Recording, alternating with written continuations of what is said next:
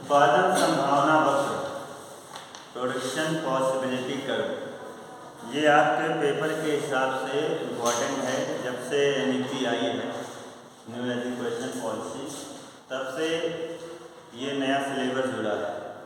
पहले भी इम्पॉर्टेंट था और अब इसको फ्रंट पे रख दिया गया है, तो इसका मतलब है इम्पॉर्टेंट है, तो आने के चांस हैं, इसलिए आप लोग इसको ध्यान से पढ़िए। तो प्रोडक्शन पॉसिबिलिटी कर्व पढ़ने से पहले हम लोग पढ़ चुके हैं कि स्कार्सिटी प्रिंसिपल्स, जिसको प्रोफेसर रॉबिन्स ने दिया था, जिसको हम चुनाव संबंधी परिभाषा भी बोलते हैं, तो उसी पर ये आधारित है। जैसे हम ये देखते हैं कि एक व्यक्ति के पास आवश्यकताएं बहुत सारी होती हैं, उनको पूरा करने के साधन बहुत कम होते हैं, वैसे ही एक प्रोड्यूसर के पास उत्पादन के लिए बहुत सारी होते हैं, उत्पादन के लिए वस्तुएं बहुत सारी होती हैं, लेकिन साधन उसके पास बहुत कम होते हैं, साधन बहुत कम होते हैं। तो वो उन अपने साधनों से कैसे करे, क्या उत्पादन करे, किस तरह उत्पादन करे कि ज़्यादा से ज़्यादा उत्पादन कर ले। चाहता है ना हर यूज़र, हर उपभोक्ता ये चाहता है कि हम अपनी थोड़ी सी आय से, थोड़ी सी इनकम से कितनी ज़्यादा आवश्यकताओं की पूर्ति कर लें। करता है ना, एक उपभोक्ता ये करता है, और एक जो प्रोड्यूसर होता है वो ये चाहता है कि हम अपने सीमित संसाधनों से, जो हमारे पास साधन कम हैं, उनकी मदद से किस तरह हम ज़्यादा से ज़्यादा वस्तुओं का उत्पादन कर लें। चाहता है, या अगर एक वस्तु उत्पादित कर रहा है तो वो ये चाहता है कि हम उस वस्तु की ज़्यादा से ज़्यादा मात्रा बना लें। चाहता है, नहीं चाहता? चाहता है ना। तो इसी को ही उत्पादन संभावना कहते हैं। और जो तमाम संभावनाएं वो बना लेता है, एक गढ़ लेता है, मन में सोच लेता है, या वो एक प्रैक्टिकल भी करता है, तो उससे जितने भी मात्राएं उत्पादित होती हैं, उन सारी मात्राओं को मिलाते हुए एक रेखा खींच लेंगे, वही हमारी उत्पादन संभावना रेखा कहलाती है, वही उत्पादन संभावना वक्र कहलाती है। तो समझ में आ गया। तो उत्पादन संभावना वक्र की परिभाषा कैसे करेंगे? उत्पादन संभावना वक्र की परिभाषा, उत्पादन संभावना वक्र उन दो या दो से अधिक वस्तुओं के विभिन्न संयोगों को प्रदर्शित करने वाली रेखा है, जिन्हें एक उत्पादन संस्थान या अर्थव्यवस्था में दिए हुए संसाधनों और तकनीकी ज्ञान के द्वारा एक समय विशेष पर उत्पादित किया जाता है। हमने बताया ना कि एक उत्पादक तमाम वस्तुओं को उत्पादन करना चाहता है, लेकिन साधन कम होते हैं, तो उन दो या दो से अधिक जो वस्तुएं उसको उत्पादित करती हैं, वो उन दो या दो से अधिक वस्तुओं के उन संयोगों को, जो वो उत्पादन की एक संभावना देखता है, उत्पादन की संभावना बनाता है, उसी को ही उत्पादन संभावना, उन्हीं संयोगों को मिलाती हुई जो रेखा बनाएंगे, उसी को ही उत्पादन संभावना रेखा कहेंगे। तो इसके लिए हम लोग एक एग्जाम्पल ले लेते हैं। मान लो एक प्रोड्यूसर है, उसके पास एक मशीन है और एक वस्तु है गेहूँ। एक मशीन है और एक, या उसके पास जो मशीन है वो मशीन हमें दिख नहीं रही है। मान लेते हैं दो वस्तुओं का उत्पादन कर रहा है, वो दो या दो से अधिक वस्तुओं का उत्पादन करेगा, तो दो या दो से अधिक वस्तुओं में हम दो मान लेते हैं, है ना। अब दो से अधिक का करेंगे तो हमें थोड़ा सा बनाने में दिक्कत होगी, इसलिए हम अपनी आसानी के लिए दो वस्तुओं का मान लेते हैं कि दो वस्तुओं का उत्पादन एक उत्पादक करना चाह रहा है, एक उत्पादक करता है, कितना, दो वस्तुओं का। तो एक चावल मान लेते हैं, एक गेहूँ मान लेते हैं। तो पहले हम इसकी मान्यताएं मान लें। दो वस्तुएं x और y का उत्पादन करता है। पहले तो ये है कि जो उत्पादक है वो केवल दो ही वस्तुएं x और y का उत्पादन करता है। अब x या y हम दो वस्तुएं मान सकते हैं, कोई भी हो सकती है। गेहूँ चावल हमने मान लिया, तो गेहूँ चावल, x गेहूं हो गया, y चावल हो गया। या दूसरा कुछ मान लें, x की जगह पे हम मान लेते हैं संतरा, y की जगह पे सेब मान लेते हैं, है ना। कोई भी दो वस्तुएं हैं, उत्पादित करना चाह रहा है तो दो वस्तुएं हैं। अर्थव्यवस्था में दो वस्तुएं हैं और अर्थव्यवस्था में उत्पादन के साधनों की मात्रा निश्चित है।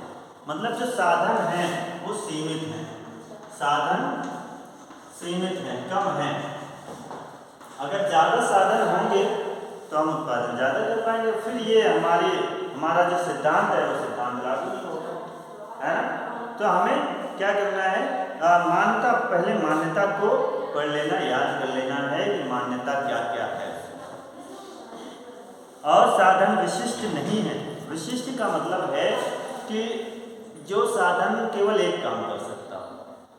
जैसे कोई काम बताओ कि वो सिर्फ और सिर्फ एक काम कर सकता हो, नहीं पता? नहीं पता?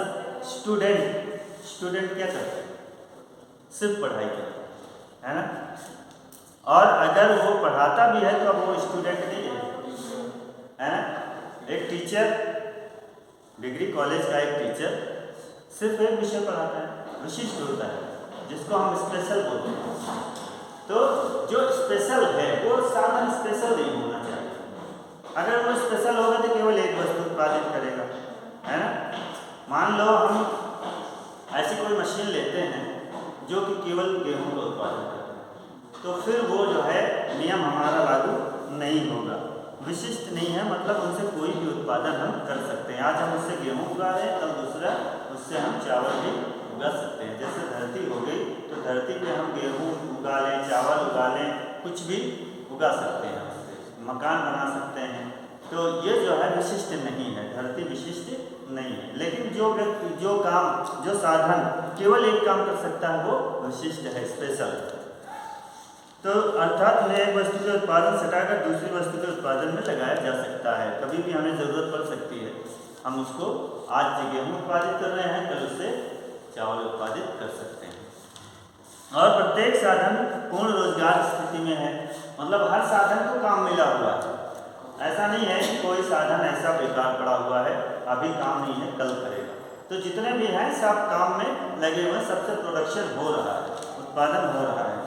और उत्पादन तकनीक स्थिर है। जो टेक्नोलॉजी हमने लगाया है वो टेक्नोलॉजी हमारी सेम है, स्थिर है, कांस्टेंट है, उसमें बदलाव नहीं किया गया। जब तक हम उत्पादन करेंगे तब तक उसकी टेक्नोलॉजी में बदलाव नहीं होगा। और संसाधनों का कुशलता के साथ प्रयोग होता है, मतलब उसकी पूरी कुशलता, जितना उसके अंदर क्षमता है पूरा यूज कर लिया जाता है। ये नहीं है कि अभी हम उसमें अगर छोड़ देंगे तो जो कुछ और उत्पादित कर सकते हैं। जैसे मान लो इस जमीन पे हम एक बोरा की बुआई कर सकते हैं, तो उसमें हम एक बोरा पूरा बोते हैं, है ना। ये नहीं है कि हम आधा छोड़ दिए हैं, आधा फिर कभी देखेंगे, ऐसा नहीं है, इसका पूरा यूज करते हैं। ये रहे आपके मान्यताएं। देखो मान्यताएं बहुत इंपॉर्टेंट होती हैं। मान्यताओं के ही आधार पे कोई भी इकोनॉमिक्स का सिद्धांत तैयार होता है। अगर हम इकोनॉमिक्स को एक मकान मान लें तो मकान की जो नींव है वो मान्यताएं हैं। समझ में आ गया?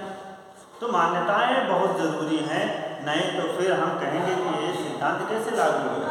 हमने मान लिया दो ही वस्तुएं हैं, अगर हम तीन मान लेते तो हम बना ही नहीं पाते, सिद्धांत ही नहीं बना पाते।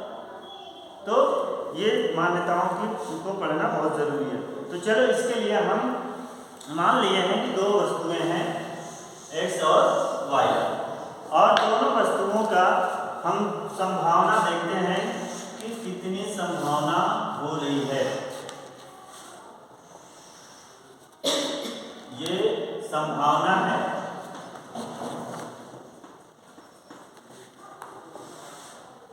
ये एक वस्तु है, x वस्तु है और ये y वस्तु। x वस्तु आप जो मानना चाहें मान लें, y वस्तु जो आप मानना चाहें वो मान लें। तो दो वस्तुएं हैं,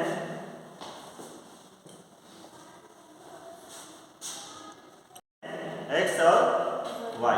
अब x आपको जो मानना है मान लो, y जो मानना है दो वस्तुएं हैं और ये संभावना है।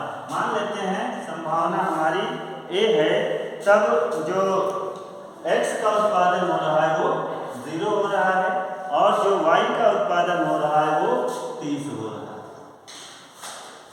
हमारा A संभावना, हमने एक संभावना लगाया, पहली संभावना ये लगाया कि अगर हम इसका कुछ उत्पादन नहीं करेंगे तो y का पूरा 30 का 30 उत्पादन होगा।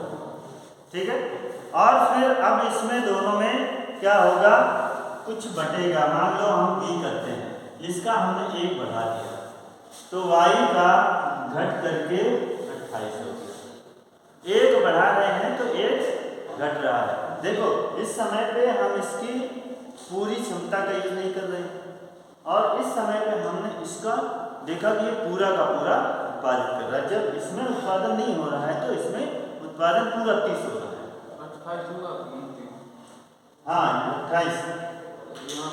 यहाँ एक बढ़ा, इसका 2 घट गया, है ना। ये हमारी जो है, अब समस्या ये है कि जब हम उत्पादन ह्रास नियम पढ़ा रहे थे तब आप लोग पढ़े नहीं। उत्पादन ह्रास नियम भी लागू होता है और उपयोगिता ह्रास नियम भी लागू होता है। तो ह्रास नियम पढ़ लो। ह्रास नियम का होता है कि हमेशा घटता हुआ जाता है, तो इस पर उत्पादन ह्रास नियम लागू होता है। ठीक है। तो एक हमने जब इसमें 1 बढ़ाया तो यहाँ पे घट करके 28 हो गया। देखो कॉम्बिनेशन तो उतना ही रहेगा, उत्पादन तो आपका उतना ही रहेगा। अगर हम मान लेते हैं कि 100 का उत्पादन हो रहा है तो यहाँ पे 1 बढ़ा, यहाँ घट गया, उत्पादन हमारा टोटल 100 ही रहा। यहाँ पर भी ये हमने उत्पादन किया और ये दोनों का मिला करके उत्पादन हमारा 100 ही रहा है। ठीक है। और फिर इसमें हमने मान लिया तीसरी संभावना लगा लिया तो ये बढ़ करके हमारा 2 हो गया और इसके 2 होने पर ये हो गया हमारा 24। ठीक है। और फिर हमने इसकी 1 मात्रा और बढ़ा दिया, 3 हो गया, तो ये संभावना हमारी कितनी हो गई, 18 हो गई। फिर हमने ई कॉम्बिनेशन भी लिया तो हमारी कितनी हो गई, ये 4 लिया तो ये 10 हो गई। और ई के बाद एफ कॉम्बिनेशन लिया और इसमें 5 हुआ तो ये हो गई हमारी 0। समझ गए। ये उत्पादन संभावना है, ये तमाम उत्पादन संभावनाएं हैं A B C D E F। एक वस्तु 0 उत्पादित हुई तो दूसरी 30। और यहाँ पर देखो ये जब अधिकतम 5 है तो ये 0, यानी अगर हम एक को चाहें पूरा उसका उत्पादन कर लें तो दूसरी हमारी क्या हो जाएगी, 0 हो जाएगी। ठीक है। इसी को ही हम एक रेखा चित्र से भी समझ सकते हैं।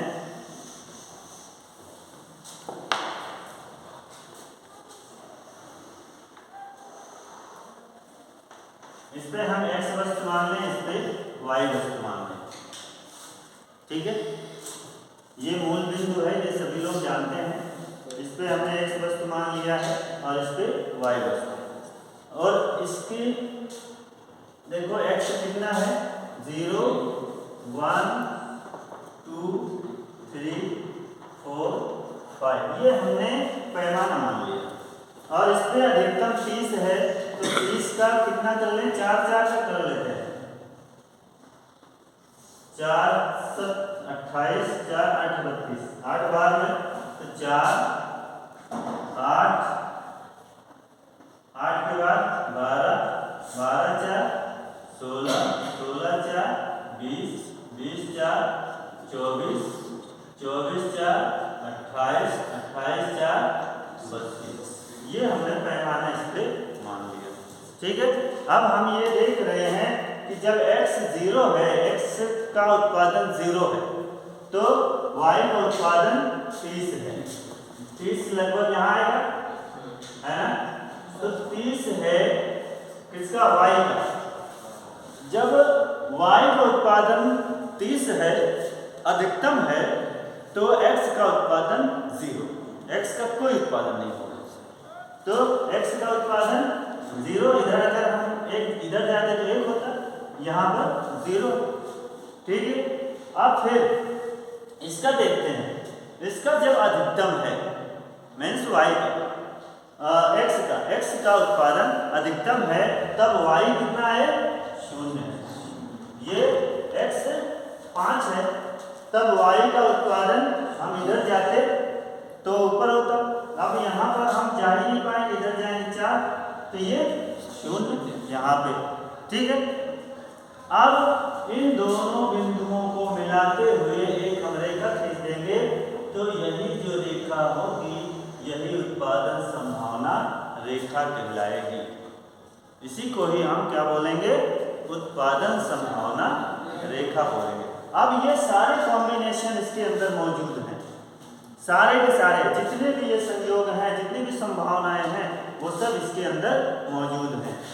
तो देख लेते हैं कि एक पे जब ये 1 है, x वस्तु का उत्पादन 1 है, तो y वस्तु का उत्पादन 28। ठीक है, ये हमने इसको मिलाया तो ये यहाँ पे आकर मिल गया। इसको थोड़ा सा इधर से जाना है।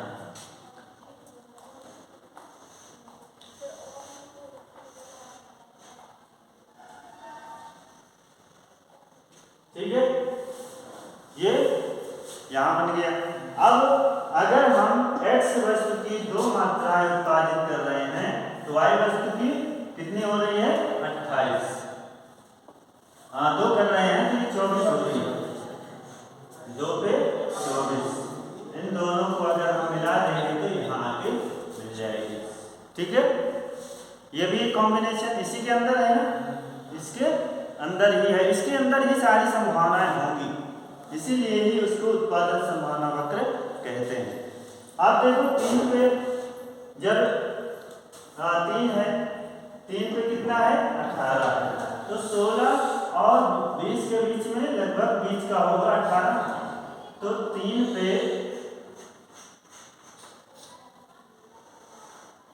यहाँ आ जाएगा। ये क्या है? A है, ये क्या है? B है, ये C संभावना है। देखो जब आप लोग स्केल से बनाओगे ना, बढ़िया कर्व बनेगा। अब हमारे पास तो स्केल है नहीं, अंदाज से बनाते हैं, थोड़ा सा टेढ़ी मेढ़ी लाइन हो जाती है।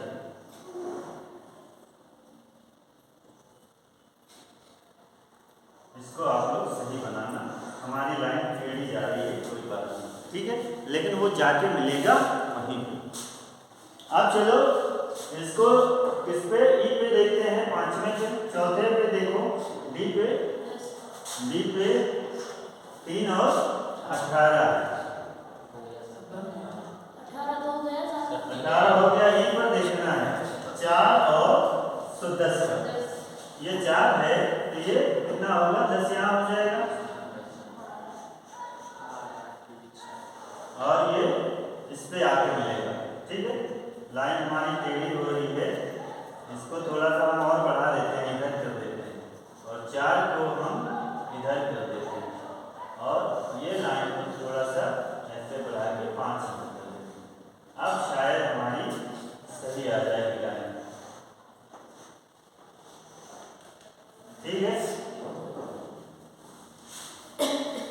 और 5 वाला 5 पे 0 बता चुके हैं, और बाकी और भी बहुत सारी संभावनाएं, और बहुत सारी संभावनाएं का मतलब हर जगह पे संभावना है।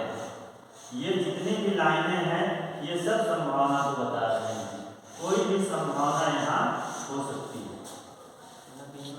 हाँ, इस रेखा के अंदर जितनी भी बिंदु हैं, जितनी भी रेखाएं हैं, वो सब संभावना ही हैं। ठीक है, यही रेखा को हम क्या कहते हैं? Production possibility curve. क्या बोलते हैं? प्रोडक्शन पॉसिबिलिटी कर्व, उत्पादन संभावना रेखा, वक्र या रेखा। ठीक है, समझ में आ गया? अब उत्पादन संभावना वक्र की विशेषताएं थोड़ा सा पढ़ लेते हैं, बहुत खास नहीं है विशेषताएं। हमारी विशेषता सिर्फ इतनी ही तक थी, और उसके बाद विशेषताएं बता देते हैं केवल, बस वो खास नहीं है कुछ।